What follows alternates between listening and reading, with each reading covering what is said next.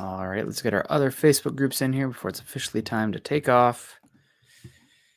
And we got the spinning wheels going. Still going. 1 and a 2. Welcome in, welcome in, welcome in. It is Tuesday evening, the 16th of May, and it's time for an episode of Building the Broncos. I am Nick Kendell, and joined by, as always on these Tuesday evening shows, Carl Dumler. Carl, you're looking pretty tan today. You're on the green. What's going on? Yeah, no, I finally hit the golf course the last couple days. One as a scorekeeper for a regional tournament, and had to call a couple kids out on some cheating, which is always fun to do. But then I actually got to go play with my kids today, and taking that first swing, hit like one of the best drives I've hit in a long time. Texted my dad, said I might have to quit now just because it doesn't get any better than this the rest of the year. But actually played pretty decent for first time going out. Might actually be an okay golfer this year. I don't know. We'll see. I might have got that first time luck or whatever. I don't know what you want to call it. But no, it's good to get out there. It's nice to have the nice weather coming in, and also means we're getting to the kind of crazy time of football of just not a whole lot going on, but a lot of things still to talk about. Yeah. And obviously the content, it's a trickle this time of year. The melt has kind of waned off a bit, and we're at a trickle, but you guys in the chat are always giving us good thought-provoking things to talk about, harp about. We always appreciate that. We also appreciate all the hearts coming in here. Ernie Mays in the house with the hearts are there. Shout out to Ernie Mays, Phil McLaughlin, George Fox, Michael Ferguson, and Dom Harmia. If you guys are like them, joining us on the Facebook side of things, click a thumbs up, say hello in the chat, and we'll say hello to some people in the chat right now. Dylan Von Arks, sup Broncos Country. Make sure you guys hit that like button on the way in, share on all your platforms, and subscribe if you haven't already. Thank you for the PSA, Dylan. We also got Kevin Gray coming in saying, "What's up, Dylan, Nick, Carl, and Mile High salute to the Broncos Country." Well, the come and go has started. Yep, that's definitely has started. We got our guy also, Mike S, coming in saying, "What's up, Nick, Carl, Scott, Dylan, and Broncos Country?" Not too much, just getting excited. Hopefully, Memorial Day weekend's coming up here pretty soon. That's what I'm looking forward to. That's when the good times start rolling for me. But I gotta get there first. Jason O'Neill said, "Good evening, Dylan, and good evening, Broncos Country. Today is a great day. My son was born this morning." Oh, man. My son was born this morning at 1:41 a.m. at a whopping 9 pounds and 1 ounce.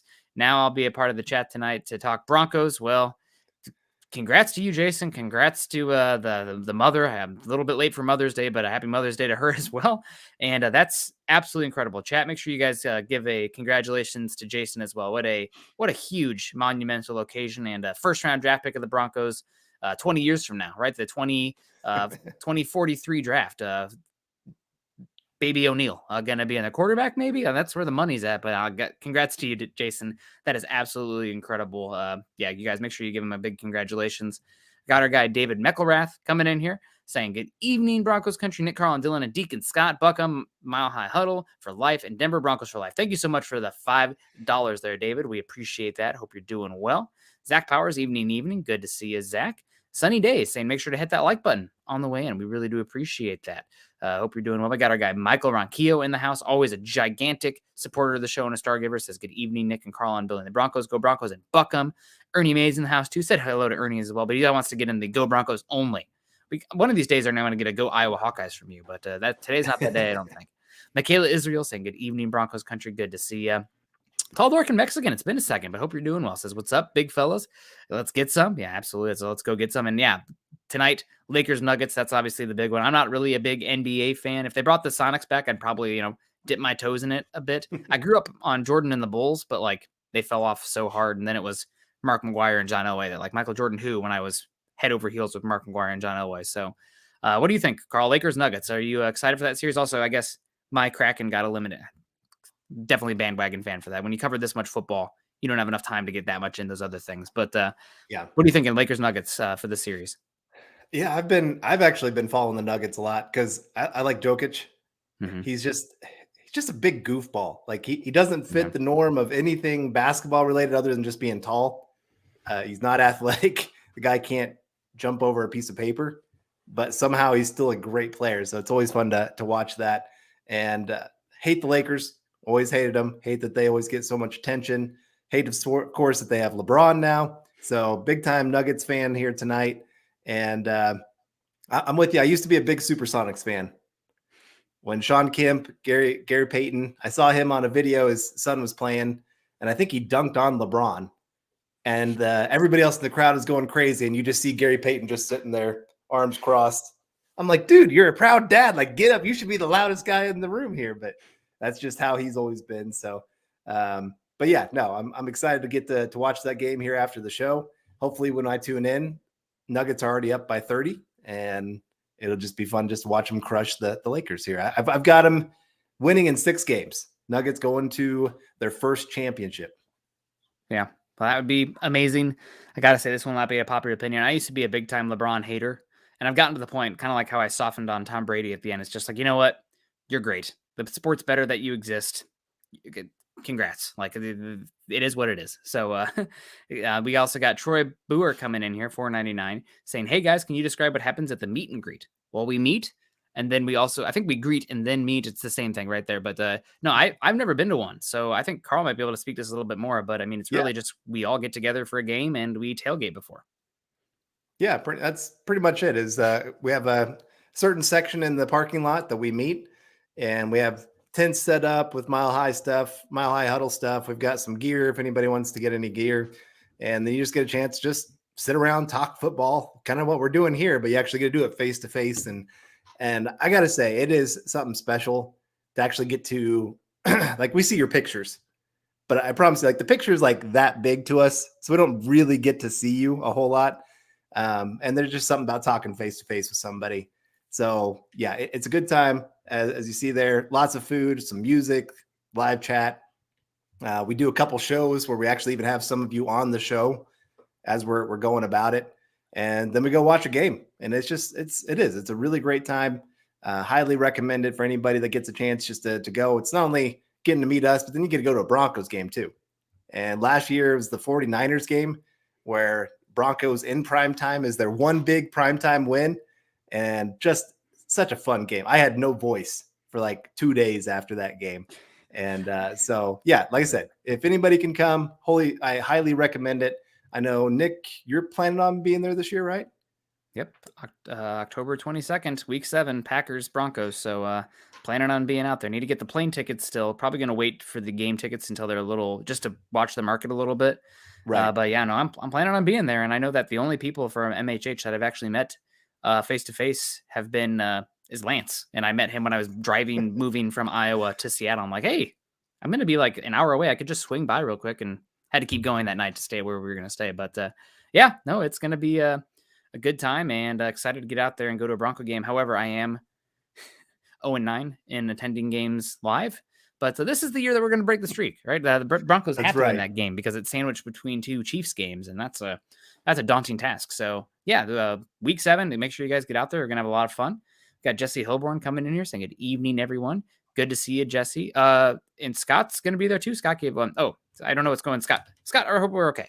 Lawrence Rivera saying, I finally did it, guys. Finally bought a deeper chirp too. It's finally time to get back to fish. Okay. Now that my son's old enough to start showing. Well, congrats to you, man. It's fishing sonar for anyone that didn't know. I'm such a dork when it comes to fishing. I love fishing too, but I mostly love it in tandem with the backpacking and getting food in the backcountry. So I did not know what that was. That'll be fun. Make sure you're posting pictures of the bass you're catching and everything like that. I'm sure that's a damn good time. I got a buddy in the Midwest who I used to go fishing with all the time, and he sends me pictures, and I miss the early season fishing that I'm missing out on not living there anymore. Yeah. I'll have to tell a fishing story here in just a minute, but I wanted to get to Gary Palmer saying, hey, Carl, Nick, and Scott, congrats, Jason. Go Broncos, #Buckham. Yes, everybody, make sure you're saying congratulations to Jason and his family. Huge news for them. And I think I saw in there, he said, mom and baby are both healthy and got a couple daughters that are excited to boss around baby brother. So hopefully everything continues to go that way for you. And we got Jacob Custer coming in with $5 super saying, please, Nick, don't go. Just kidding. Have fun. Yeah.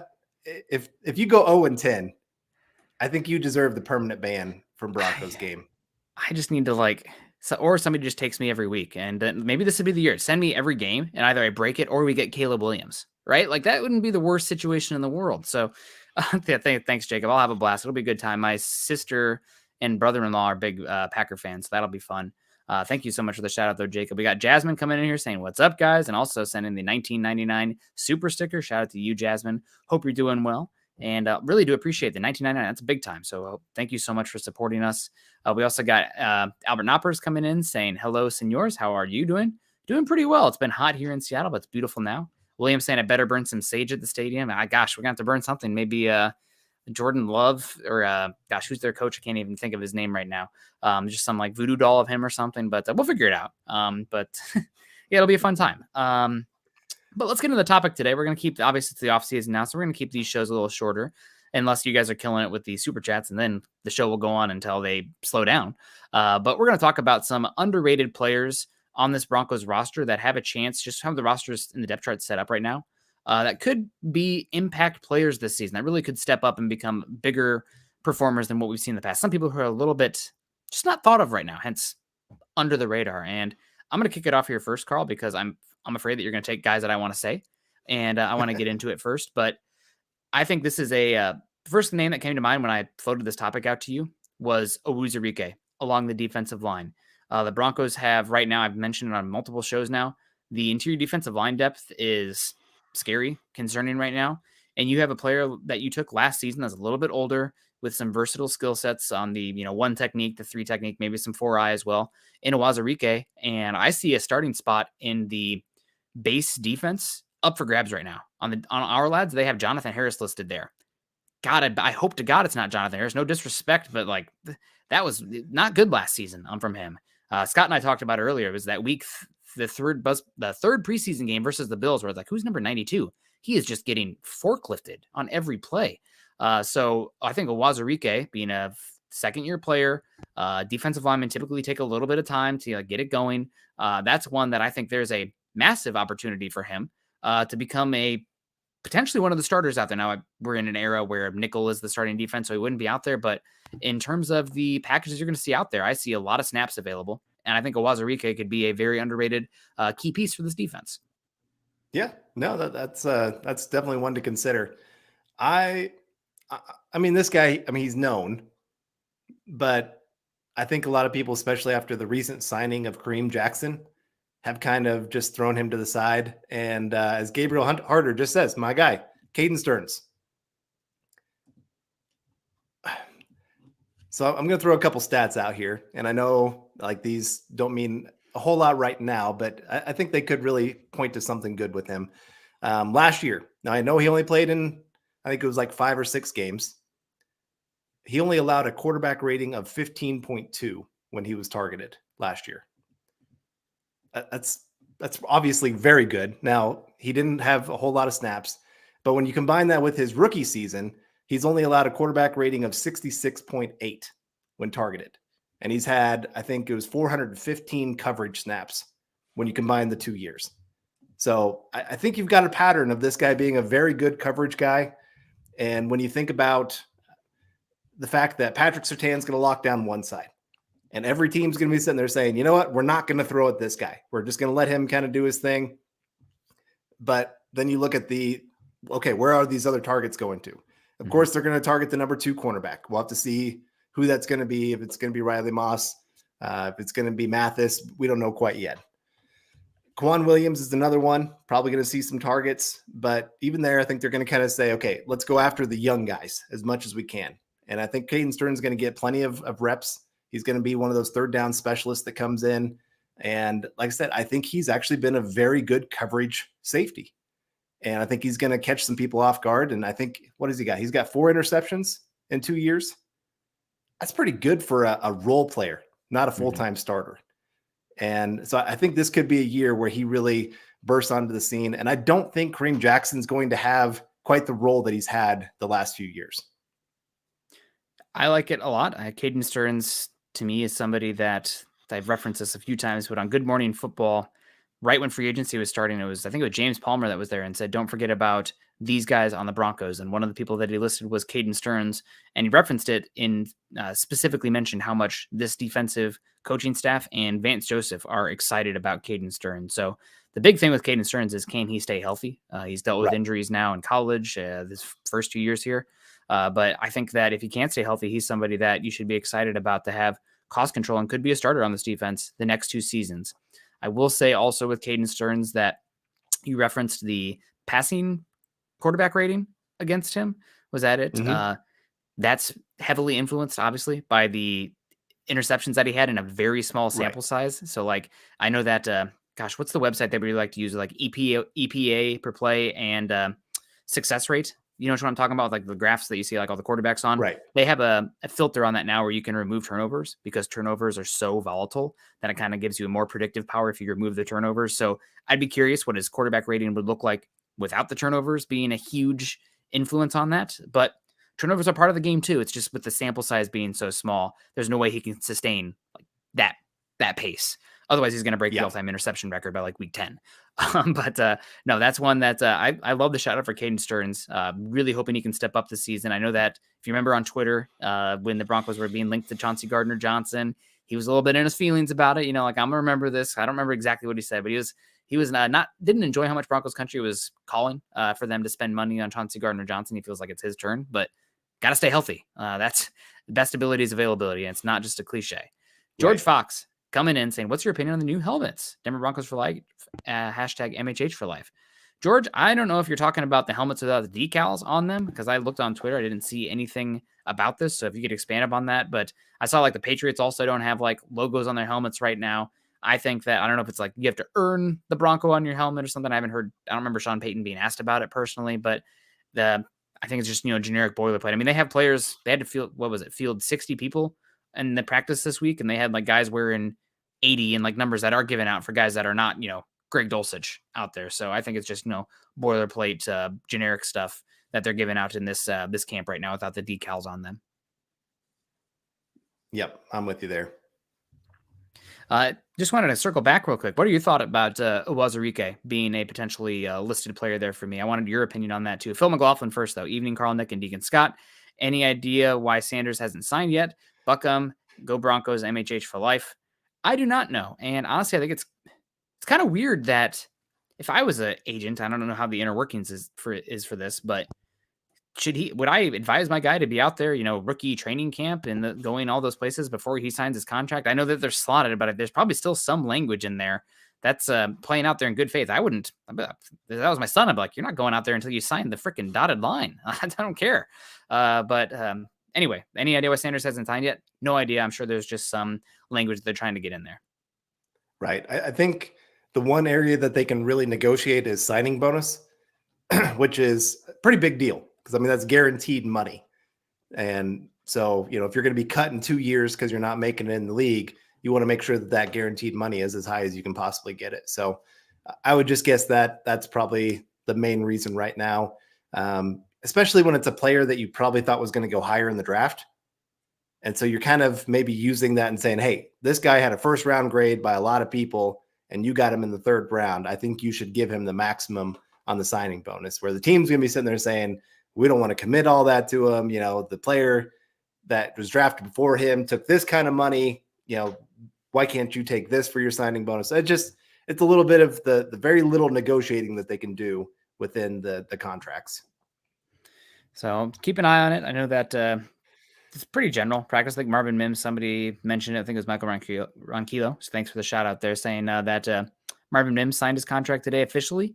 But we'll keep an eye on it. I would imagine that he signed here pretty darn soon. And Phil, thank you so much for the support. We really do appreciate you coming in and supporting us with the thumbs up and the stars.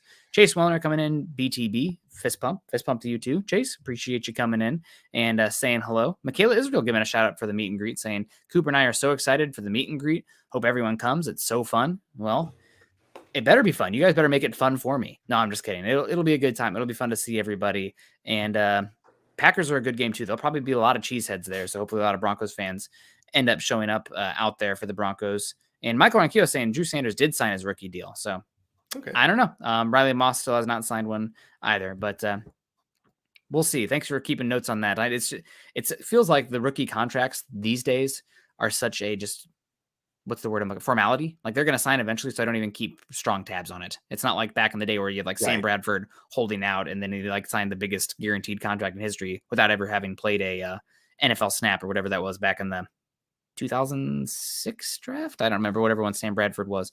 But maybe it was like 2008. But I digress. Uruzurike, what do you think about that call out there, Carl? I obviously expanded upon that. I think there's a big opportunity for him. Typically takes a couple years for defensive linemen. And again, this is just more about the players around him. Now the Broncos could bring in Matt Ioannidis or Shelby Harris tomorrow, and then that would be door somewhat shutting on him for him to go take it. But right now there's a huge door opening for him. Yeah, well, I think back to our show last week where we talked about who's one player the Broncos could sign that would make you feel better about this team. And I went back and forth between defensive tackle to edge player. And you're right. I mean, both those positions, they look very weak right now. There's a lot of snaps up in the air of who's going to take them. And so it wouldn't surprise me if he's one of those players that really takes that next step up, because I think you saw by the end of the year, because he was getting some snaps at the end of the year. Mm-hmm. You saw little flashes of things that he could do, with those long arms, long body. He's making a couple plays in the backfield. And so obviously the big thing always comes with those kind of players. Can they make this consistent? And if he's worked hard this offseason, and maybe that's a little bit of why the team feels better about their situation than we do, because they've seen the work that he's put in, and they're like, hey, we believe this guy's going to be part of the future for this Broncos team. We've heard a lot about that rookie class from last year where this new coaching staff doesn't like a lot of the guys. Uruzurike is one of the few players I've not heard anything bad about. Yeah. A lot of the others are kind of like, I don't even know if they're going to make the team. He's one of the few that I'm just like, oh, well, maybe they actually do like him. Maybe he was one of the players they think can actually fit what they're trying to do here in Denver. So you could be right. I think he could be an underrated player this year.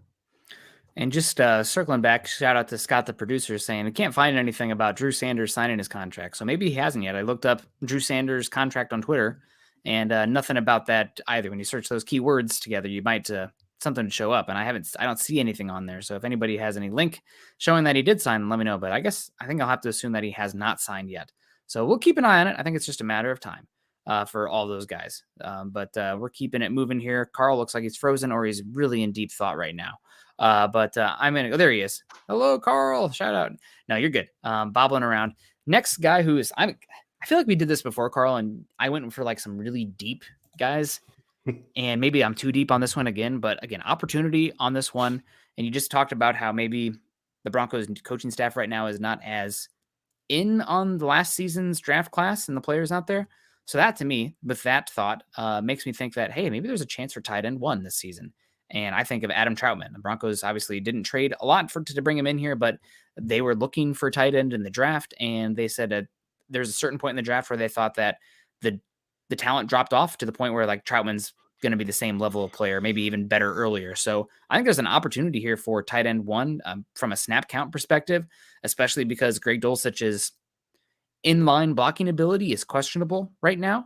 That I think Troutman has a chance to be a large snap contributor. Now, from a fantasy perspective, I think Dulcich is still the guy to go with because he is a much more refined pass catcher, athlete out there, just smoother in space. They'll figure out targets for him to get out there. But this is going to be a team that wants to run the football and have one tight end on the field a lot. I think Troutman's going to have a chance to play both in 12 personnel and 11 personnel. So that way they can stay a little bit more blocking proficient out there. So I think Troutman is a very much an underrated guy. Hasn't been great for the Saints, but somebody who knows Sean Payton's scheme has already gone through the tight end learning curve that typically takes, 3-4 years for a guy to hit that. So Troutman's one that I think is very much a dark horse, a deep guy. Oh my gosh, ice cream truck, man, we got to wrap this up here going by. But I don't know if you guys can hear that, but yeah, gosh, it is summer here, but I think Troutman has definitely got a chance to be tight end 1 in this team from a snap count perspective, and just be due to the volume of snaps that he's going to have at him, maybe a contributor to red zone, some of the targets that right now, I mean, they have him listed as the 3rd tight end in the depth chart behind him and Chris Manhertz. I think Troutman's got a better chance to be tight end 1 than he does actually tight end 3, barring injury. Yeah. I think I really wanted to pick Greg Dulcich just because, I mean, he is the pass catching option if we're looking like the best pass catching tight end on the team. But if you look at like the tight ends that he has had, and we got Phil McLaughlin saying, I really feel that Dulcich will step it up this year. With the stars. Thank you so much, Phil. There we go. Thank you, Phil. My 2 big issues with that idea is Dulcich is such a one-way player. He is a pass catching option. That's it. You ask him to go out there and run block or pass block, he is horrific at it. And I think when you're looking at this team for this upcoming season, they have said we're going to be a run-first team. Well, if you have somebody on that offense that is going to be a problem towards that, they're not going to be getting as many opportunities. It happened to Okwebanam last year, where they're kind of going, okay, you're messing up as a pass blocker and a run blocker. You're not doing great as even a pass catcher. So, of course, we're going to take you off the field. And I think Dulcich could find himself struggling with that. Where, like I said, Troutman, he's more of a all-around tight end, where you can have him in there and a team's not going to be keyed in going, oh, this is exactly a pass play. I think Dulcich will still have a role within this team. Don't get me wrong. But I think it's going to be more limited than a lot of people will like to think of. Because, like I said, I mean, last year he showed a lot of promise. He made some great plays for the Broncos. The other part of it is I don't think Dulcich is this great red zone option. He's kind of a little bit on the smaller side for a tight end. And you've seen where Sean Payton likes those tight ends that can go up and make big plays up in the air when they get down to the red zone. He likes those basketball players. And that's not exactly Dulcich. And so, again, I think those are the two things that are going to be working against him being that tight end. And why I think, like you said, Troutman could really be that guy. But I'm going to go the offense as well. I was trying to get one from each side. And it's hard. And we got, Carol Allen coming in saying, go catch the ice cream truck. Not my computer.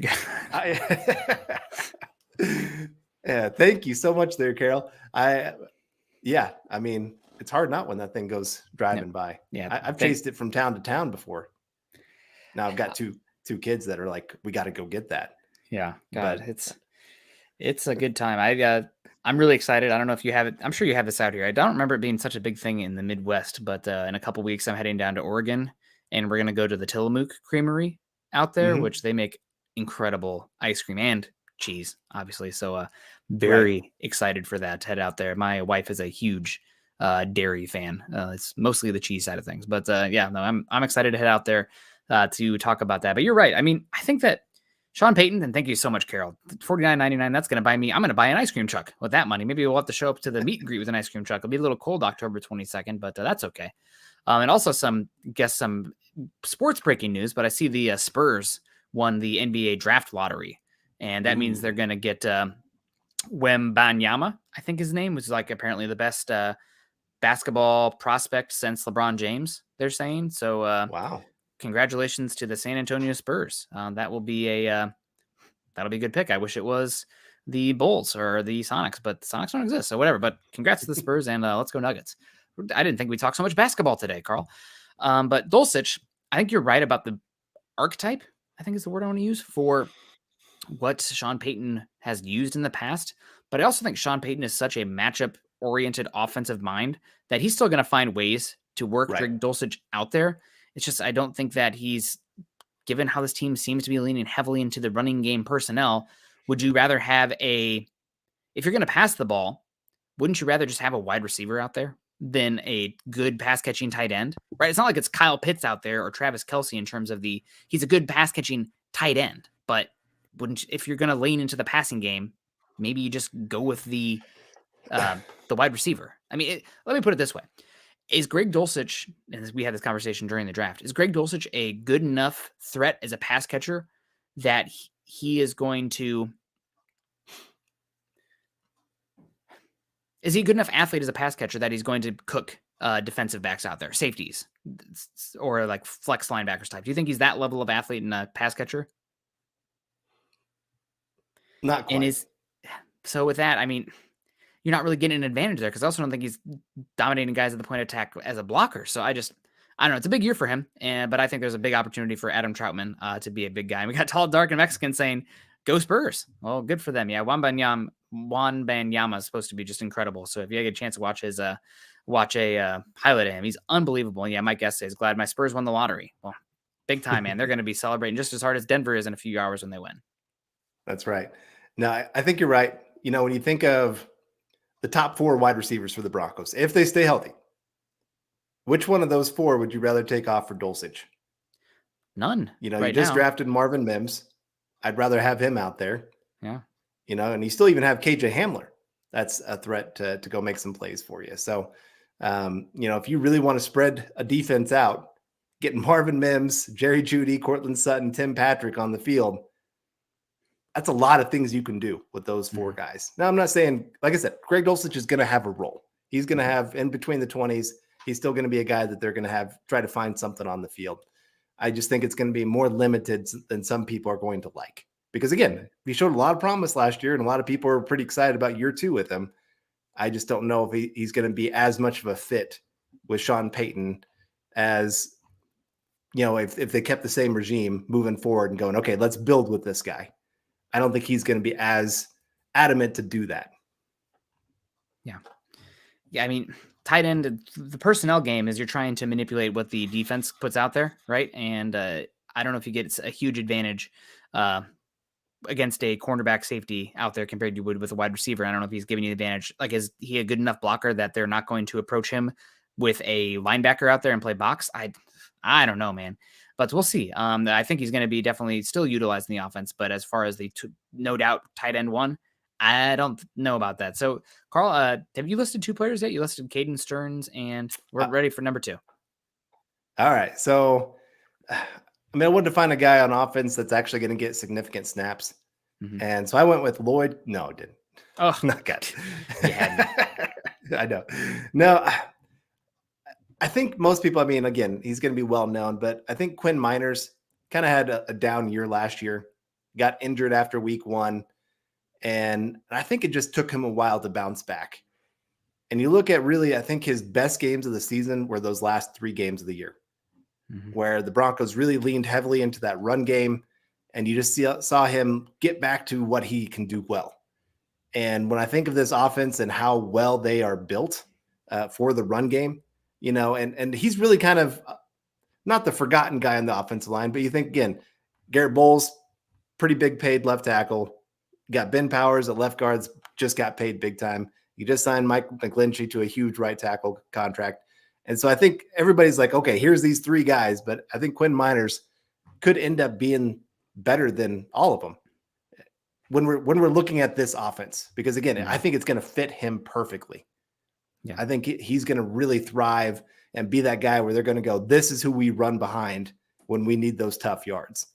And so I'm excited to watch Big Belly when we get into this season. And I think, like I said, I think he's really going to make a name for himself amongst the Broncos.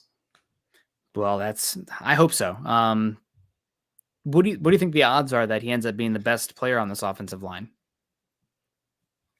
Oh, slim. Okay. Because I still think Ben Powers, better all-around player. If we're looking at the offensive line, I think he's probably your best all-around player, pass blocking, run blocking. We've seen Garrett Bowles play at a very high level before. And I think this is going to be an offense that sets up better for success for him. I think last year, I know he had a down year before he got hurt. Part of that is, I think, just the offensive scheme was horrific. On top of the offensive line coach, pretty much everybody, it was no secret that everybody was happy to see that guy go. Yeah. There's not a bad enough word to say of how bad he was. Players just absolutely hated him. And so again, getting new guys in there that I think they're going to really love to work for, and I think can actually communicate well with Garrett Bowles. I think you could see him have a nice bounce back season. And Quinn Miners, I think he's still learning things. We have to remember, this is a guy that came from Division III football, and he came from a year where he didn't get to play football because of COVID or the sick bug, whatever you want to call it.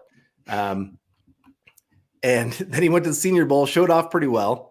And then all of a sudden here he is in the NFL, and he got thrown into a starting lineup, and he's taking his lumps. And I think he's still going to take a few lumps. I think he's still going to have some moments where he's not looking the best, especially in some pass blocking opportunities.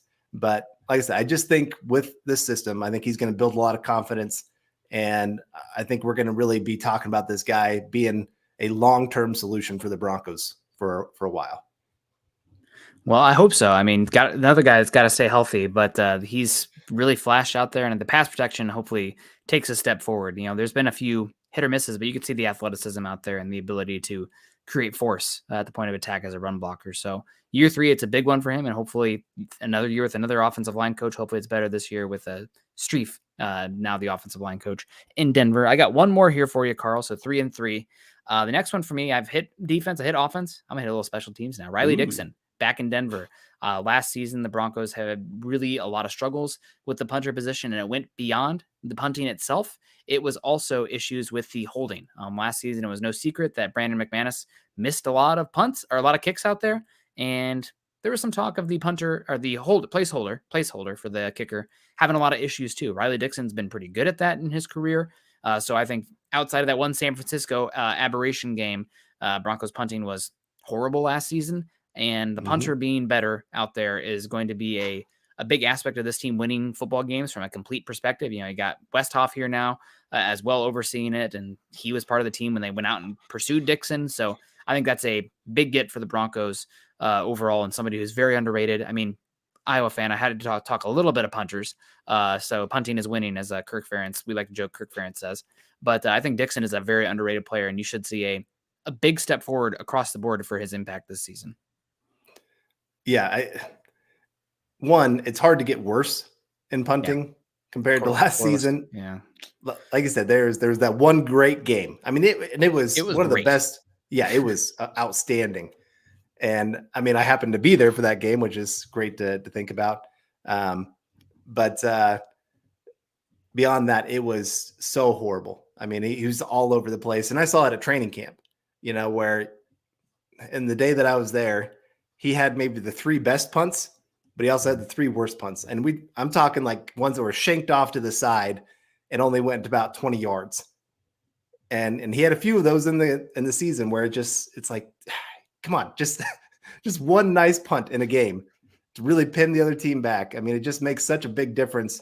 A team only having to go 50 yards instead of, 70 yards. That extra 20 yards is make or break in the NFL. And so the Broncos being at such a disadvantage for so many years because of special teams, it just made winning that much more impossible. Like, no matter how great the defense was, you already knew you were losing the offense most likely. And then special teams, there was a really good chance you were going to lose that too. And, they always say you got to win 2 of the 3 phases. Broncos were just at such a disadvantage because of how bad special teams and offense has been, where it just made where the defense had to play perfect to win a game.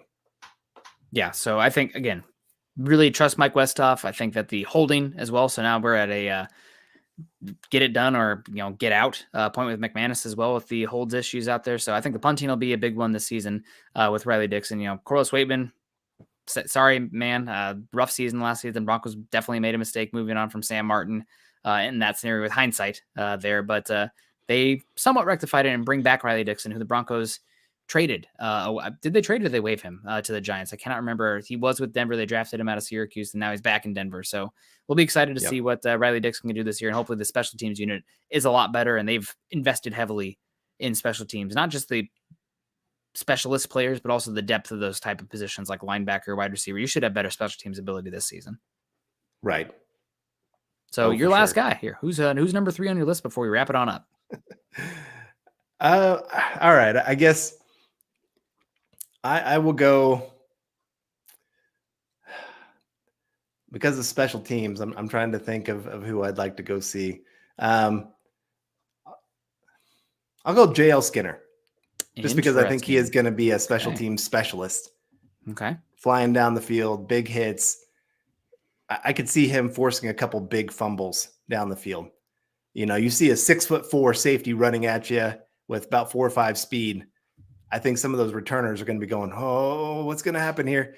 And so I think you could see a couple nice little fumble recoveries that give the Broncos really good field position. And I think he could be one of the better gunners for the Broncos this season, if he's healthy. Again, you're still hoping he's got that chest injury. We're not guaranteed that he's going to be ready for training camp or the season or anything like that. And it's hard for me to fully believe this coaching staff and GMs and everything else when they're already talking about Javonte Williams being ready for the season or ready for training camp. And I'm kind of like, no, come on. I get that they're really trying to be optimistic, but I feel like they're setting themselves up for failure when people They're are like, hey, manifesting it's greatness. day 10 of training camp and he's still not out here. What's going on? Oh, he just had a little setback and we're just being cautious. And then we're like week 6 in the season. They're going, okay, come on. It's no longer being cautious. Yeah. Yeah, that's a good call as well. I'm curious to see what his special teams role will be. Obviously, he's going to have to beat out some guys that have been here for a bit. Broncos did draft a player around earlier last year in Delarian Turner-Yell to play safety, one pick before Tyreek Woolen. Not going to let you guys forget that. But special teams is going to be big for him, and hopefully he can go out there and play so well that he earns that 0 back as well. So a few other guys I was considering here, just like really deep sleepers, but somebody that, maybe a while ago we had been hyped about that just given the position they play. Also, Forsythe is definitely a dark horse there. Any chance he takes over for center? I'd say it's probably about 15% chance out there. I'm going to give it a little bit lower just because I need to see it to believe it. And a 7th round rookie being the 3rd to last pick in the entire draft and how long the learning curve is for center typically, just a lot of points against him for that. But there's a chance for sure. And I'm talking a non-injury one as well, just like straight up beating Cushenberry. Right. So what do I'm with you there. I think, especially when you consider the Broncos were looking at center early in the draft. So obviously they're not happy with Lloyd Cushenberry. Yeah. There's been plenty of talk of people going, hey, is he your starter? And they're kind of going for now. So when you hear that kind of language, it's always, well, we're really looking for an upgrade, but we don't want to say anything because let's say we don't get our guys. Will Fuller's still there as well. I think there's a lot of competition for that center position. I don't think Lloyd Cushenberry is written in ink by any means for the starting center. And so I think Forsythe, I've heard a lot of great things about this guy. Character, smarts, work ethic, all those kind of things. He's got a chance. But like I said, 7th round pick, hard position to really jump early into the NFL and be successful. So that there's a lot of things, like I said, working against him to really be that guy. Now he could start, but I worry then he's going to struggle. A lot of people are going to be like, well, he's no better than Lloyd Cushenberry. And it's probably true. But again, he's a 7th round rookie trying to make it in the NFL. And that's not an easy thing to do at that center position. Yeah. So thank you so much, Phil, for the support. 2 more deep ones here. I won't go too much analysis on it, but I'm talking like dark horses that, hey, maybe it clicks. One is KJ Hamler. I think it's more likely that he's not on the team than he actually becomes that guy, but he was taken in the 2nd round. And when he's been on the field, he's been efficient. It's like we're talked about Kaden Stearns. He's been great when he's on the field, but he's not on the field. Well, KJ Hamler, similarly, I mean, he's big plays out there. He's obviously extremely talented, fast player. Marvin Mims is definitely a hard one for him for the path to the field. But if KJ Hamler is healthy, I see, and he's still on the team and the Broncos can't find somebody to trade for him. I mean, he's somebody who could make an impact this season. Speed kills. And he's one that, again, very talented when he's on the field. So he's really, that's a dark horse. That's like a midnight horse out there for that one. And then the next one, another guy who was drafted that kind of puts him in a weird position, but like the talent, like the upside, and also still has a major role in special teams would be Jonas Griffith. I mean, a year ago, he was the starter out there. Then he got injured and Alex Singleton took it and never looked back. But Jonas Griffith is still probably the best athlete they have at the linebacker position and still was kind of learning that position coming from Indiana State, the Sycamores out there. So I think he was a homeschool guy that didn't really play much high school ball and then kind of wound his way up to football. So those are like crazy long odds, dark horse guys to become big impact players for the Broncos this year, but 2 talented guys that, hey man, if the things fall the right way for them, I wouldn't be shocked if a year from now we're talking about like, man, remember how he came out of nowhere? What a great story. So really pulling for both those guys as super dark horses so we can play this and I look very smart. Anybody for the running back position? Because they've got like 6 rookie running backs right now, it seems like, that are at rookie minicamp. Any of them that kind of stick out to you that could maybe be something? I guess Tyler Beatty is the only one who really sticks out to me in that regard. I mean, former 5th round pick, but a rookie running back that your team on the rookie contract is ready to get rid of you after 1 year, or not even 1 year, is concerning at all. So somebody's gonna have to step up. That's one that there's so many names there. It's a shotgun approach. I'm not willing to stand behind any of those names because every single one's going to get a shot and waiting to see how it plays out. Yeah. And then we got Phil McLaughlin saying, what do you guys think about Nkum for the edge position? Yeah, I mean, I liked him. Obviously he put up some really nice stats in college at a smaller college. And so he's got a chance. I think if anybody from me at the edge position would be a dark horse, it'd be Christopher Allen. Mm-hmm. I've been pounding that table for a while, and I guess I'm going to continue until I'm proven wrong or he's cut from the team. But he's one of those few players that watching him at Alabama, he had at least enough flashes before he got hurt that made me go, wow, this guy, he's got a little something there. I don't think he's ever going to be like a star, but I think as a rotational player, he could be a nice piece for the Broncos moving forward. And so that would be my guy at the edge position. Yeah, that's a great call. I'm be excited to see what he can do out there this season. Hopefully he stays. Another guy, Carl, you're picking all the injury guys. And also Scott says the MAC isn't that small. Yeah, don't insult the MACtion like that. They got some great games. No, absolutely. That's a good call. Thomas Nkum would be a lot of fun. Good undrafted free agent, and we'll see. I mean, I'm excited to watch a lot of these guys. We talked about some deeper guys under the roster, and these are the guys that I'm the most intrigued by in early training camp and in preseason games, because we know a lot of these starters, how much are we really going to learn about Garrett Bowles in training camp this year or preseason? Not too much. Really, I mean, as long as it stays healthy, not too much. But these other guys, the back end of the roster, I mean, this is your chance, man, to make yourself some room in this staff that they have right now in Denver this first season. So I'm really excited to see what a lot of these guys can do. So Carl, I think we're gonna have to wrap it on up here. I don't think we have any more stars coming unless somebody wants to do that. But make sure you guys are following Carl and I on Twitter. Carl is at Carl Dumler MHH. I'm at Nick Kendell MHH. Also follow us at BTB_pod and of course at Mile High Huddle. If you haven't done so yet, join us on Facebook, facebook.com/Mile High Huddle and facebook.com/Mile High Huddle pod. And as the ticker says here underneath, please, if you're joining us on YouTube, subscribe to the channel, Mile High Huddle, like the show, and share it to your social media platforms, TikTok, Be Real, whatever the kids are on these days. That would be great. And maybe is MySpace back? I don't know. What's that new one that's going to be with Twitter? Sky Blue or something? I have no idea what's going on anymore. But first, we got Michael Ronquillo coming in with the stars to close out the show. Thank you so much, Michael. We really do appreciate that. That might be your third or fourth one today. You're drowning us. It's too much love. I have too much pressure now. No, we appreciate you so much, Michael. Hope you have a great one. Carl, any thoughts before we wrap up the final show?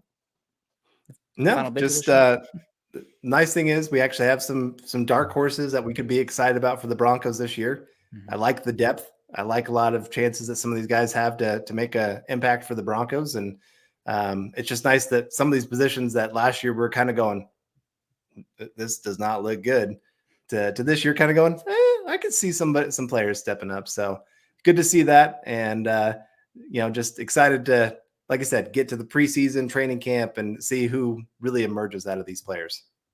Yeah, it will be a lot of fun. At some point, we'll have to dig into some of the concerns as well, like looking over the second string offensive line. But that's we'll have a chance to talk about that. But guys, thank you so much for joining us today again. Shout out to all of you. Carl, congrats on your golf game kicking up. Shout out to Michael Ronquillo. Carol coming to the 49.99. That's big time. That's huge. Of course, we got Phil McLaughlin coming in. Jasmine, hello to you. Jacob Custer, Gary Palmer in the house as well. Lawrence Rivera. And a shout out to Troy Booher and David Meckelrath as well. And of course, again, shout out to Jason O'Neill coming in saying that's not the one that he said all the cool stuff on. Where it is. There we go. Shout out again to Jason O'Neill with his son being born this morning at 1:41 a.m. And George Fox with the stars as well. So thank you so much, George. But shout out to Jason. Congrats to you and your wife. And you guys have a great rest of your day. Make sure you continue to choose kindness and compassion, as I always like to say, and go Broncos.